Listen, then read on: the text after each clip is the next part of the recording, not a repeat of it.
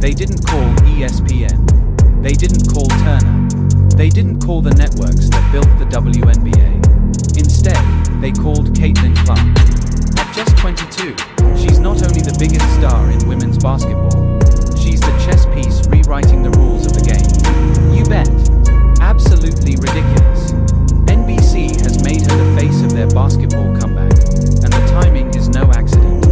While the WNBA faces uncertainty, union disputes, and a season potentially in jeopardy, Clark has secured a platform, a paycheck, and an influence that goes far beyond the court. This is more than a broadcasting deal. This is a statement, a power move, a declaration that the center of women's basketball and its narrative has shifted. The question is simple: who else in the league can claim this kind of leverage? And how far will Clark push it? Caitlin Clark headline. And let's be clear about what NBC is actually doing. They are not adding Caitlin Clark to some secondary programming or testing her on a minor broadcast. They are placing her at the center of their most ambitious basketball initiative of decades. February 3rd, Lakers vs. Knicks, Madison Square Garden. That will be her debut as an NBC analyst. You cannot create a higher profile NBA regular season game if you try. LeBron James and Anthony Davis against the surging Knicks in the mecca of basketball. Defines basketball world. And NBC has placed a WNBA player who has never done professional television right to the Then she returns on March 9th for Thunder vs. Knicks, one of the most compelling matchups on the NBA calendar. Two opportunities to prove that her star power extends beyond playing. Two tests that will decide whether this experiment becomes a long-term arrangement or a cautionary tale. But here's what makes this truly significant. Look at who she'll be sitting alongside. Maria Taylor, one of the most respected sports broadcasters in the industry, and Carmelo Anthony, a Hall of Fame legend. A Hall of Fame scorer who defined an era of NBA basketball. Notice how the names get bigger as we go. Vince Carter, arguably the greatest dunker in the history of the sport. Tracy McGrady, a scoring savage whose game was poetry in motion. Reggie Miller, one of the most clutch shooters ever played. This is not a trial run. This is not NBC playing it safe with a cautious introduction. They are placing Caitlin Clark on the same panel as legends and betting that she belongs there. They are launching Basketball Night in America, their answer to the wildly successful Football Night in America format. And they have decided that a WNBA player still in her early 20s is essential to that launch. The message could not be clearer. NBC believes Caitlin Clark is not just a women's basketball star. She is a basketball star. Period. And they are willing to stake their entire basketball brand on that belief. NBC is betting on Caitlin Clark's star power. Why is NBC making this bet? Because they studied the data, and the data is undeniable. When Caitlin Clark entered the WNBA, the league transformed overnight. The Indiana Fever went from an afterthought to must-see television in a single season. Attendance doubled across the league. Television ratings shattered records that executives had stopped believing were possible. Merchandise sales exploded beyond anything the league's infrastructure could handle. One player rewrote the economic model of an entire professional sports league.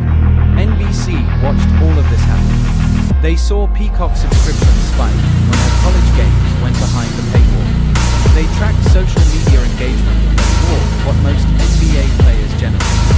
They analyzed demographic data showing that she reaches audiences traditional basketball coverage completely misses.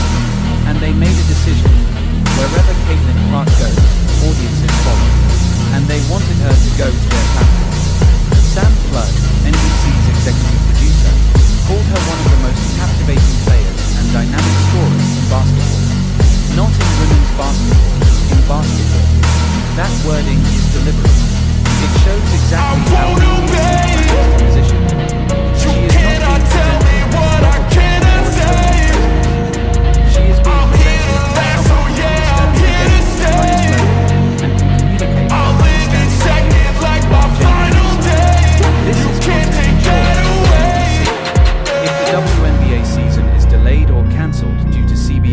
negotiations, they still have Caitlin Clark on their broadcasts covering the NBA. If the season happens on schedule, they already have the league's biggest star embedded in their broadcast infrastructure, giving them leverage when negotiating WNBA rights. And if she turns out to be a natural on camera, which seems likely given her comfort under pressure her entire life, they will have developed a media personality capable of carrying programming for the next 2 decades. The Michael Jordan comparison is interesting but incomplete.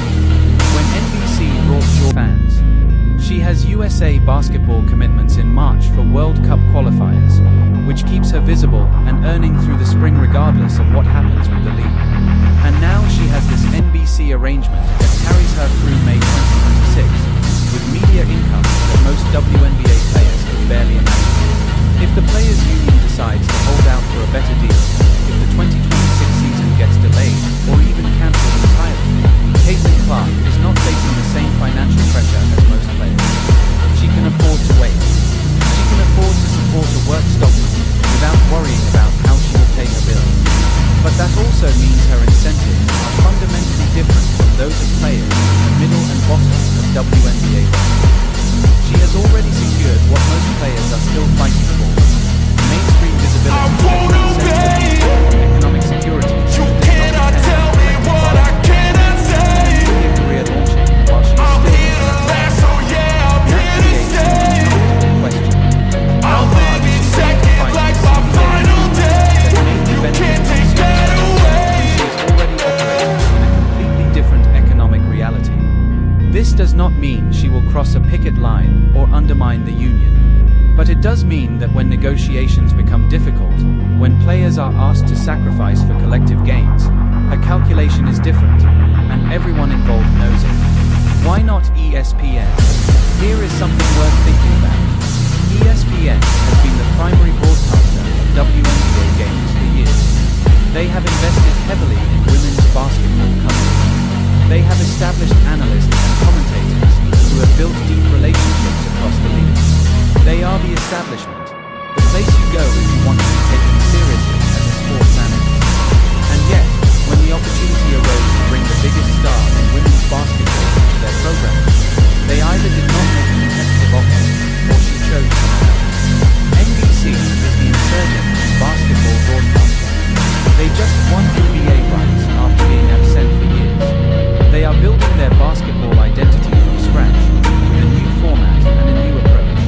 Being part of that build, being there at the launch of Basketball Night in America, gives Caitlin Clark ownership over the brand in a way joining an established ESPN program never could. Then there's the peacock factor.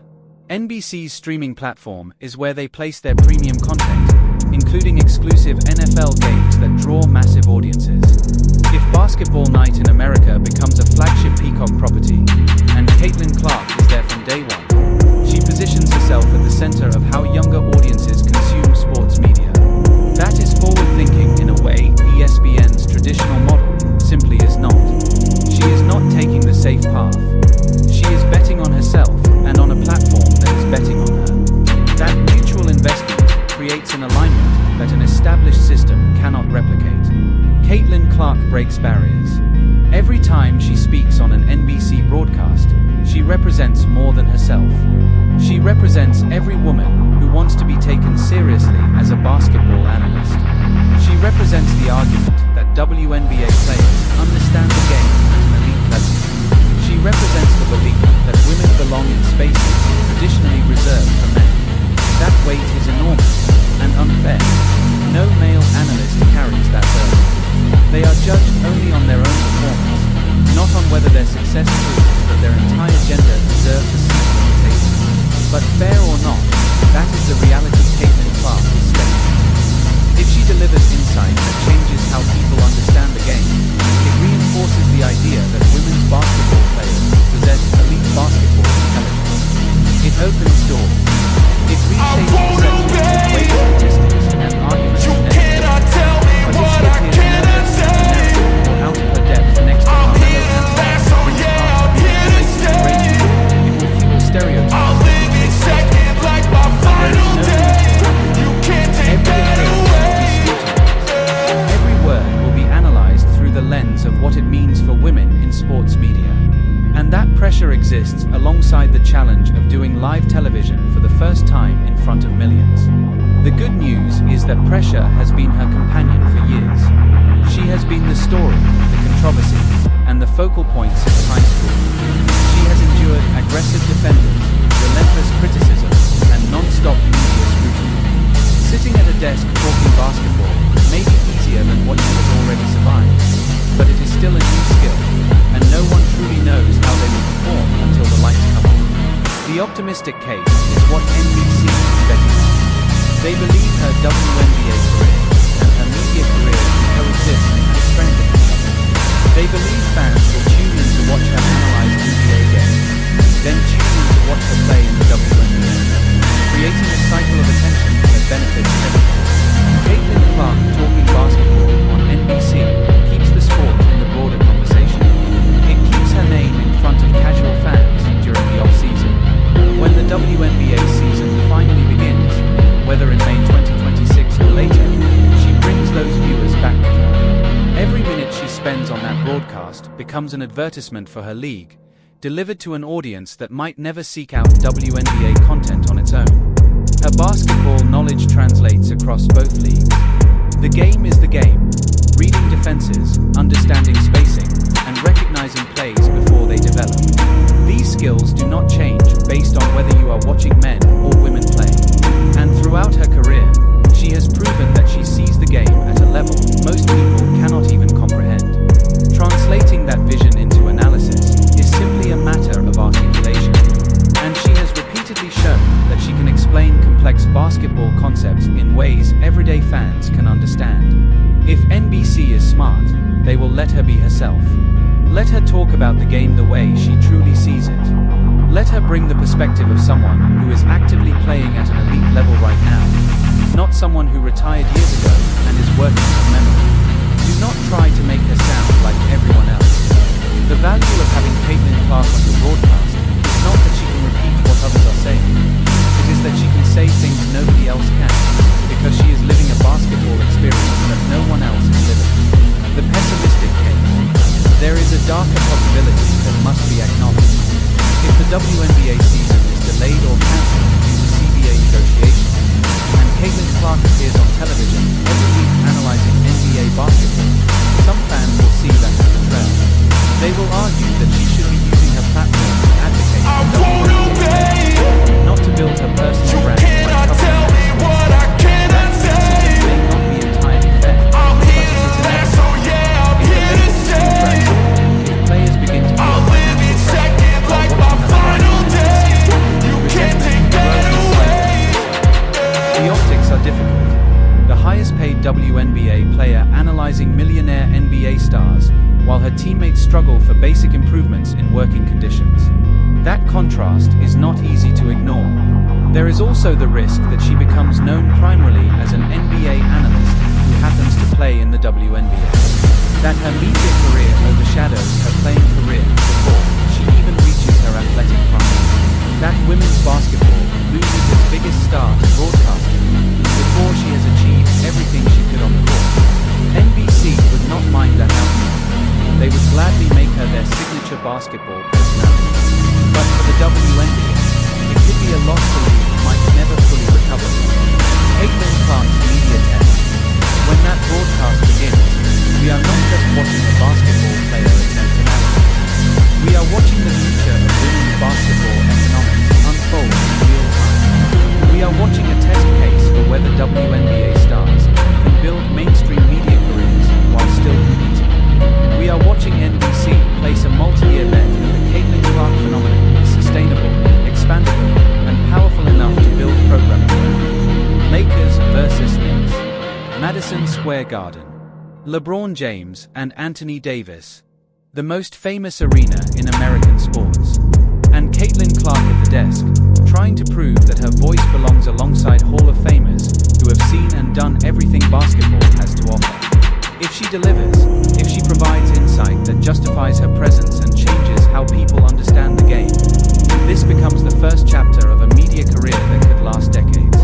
It becomes proof that the biggest stars in women's sports can cross into mainstream sports media while still playing. It becomes a blueprint for the athletes who follow. pressure overwhelms her or the format does not suit her strengths, it becomes a cautionary tale. It becomes ammunition for critics who argue that women's basketball players do not belong in these spaces. It becomes a setback not just for her, but for everyone who comes after. February 1st is more than a broadcast. It is a high-stakes experiment, a collision of talent, ambition, and strategy. Caitlin Clark steps into uncharted territory, seated among legends, carrying the weight of an entire league's attention, and the gaze of a sports world hungry for the next chapter. Will she redefine what influences basketball truly means? Or will this unprecedented gamble reshape expectations in ways nobody predicted? One night, one stage, countless storylines, and the answer will echo far beyond the final buzzer.